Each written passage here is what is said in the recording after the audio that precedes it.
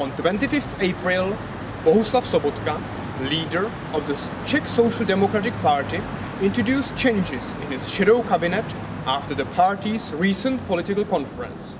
The task of Sobotka's shadow cabinet is to prepare the party's election program and a government plan in case Social Democrats should win the elections. Interestingly, a spokesperson for EU affairs no longer appears on the list, but instead there is a spokesperson for sport.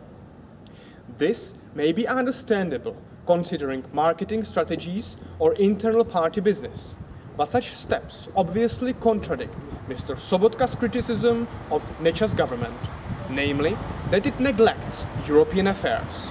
And why is it that the shadow cabinet, let alone the government, should not lack a person responsible for European affairs? One of the most important tasks of the new government will be leading the country out of the economic crisis and restoring economic growth. This is closely related with the coordination of specific measures on the European level, in particular designing and implementing economic and structural reform plans in cooperation with the European Commission. But also it is about the role of the Czech Republic in shaping the new Eurozone architecture. Formulating and voicing Czech interests in bodies of the European Union is also important when it comes to ensuring security in the Schengen area, continuing liberalization of the internal market, and the position of the European Union towards the Syrian regime. These are some examples of the EU affairs which the Social Democrats apparently deem so unimportant as to be dealt with on the governmental level. The fact that the Social Democrats' shadow cabinet no longer covers European affairs undermines the authenticity of criticism directed at the allegedly unconstructive and inactive European politics of Nečas's government.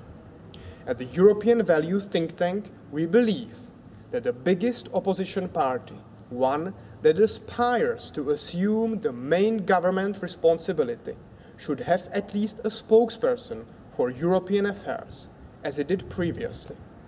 However, even more importantly, they should consider the Minister for European Affairs an essential part of the future cabinet, a fully fledged member of the government, a coordinator and embodiment of the state policy towards the EU. Those EU member states that are traditionally the most effective when it comes to voicing and achieving their interests have their ministers for European affairs, whether it be relatively small countries such as Denmark or Finland, or bigger ones such as France or Italy.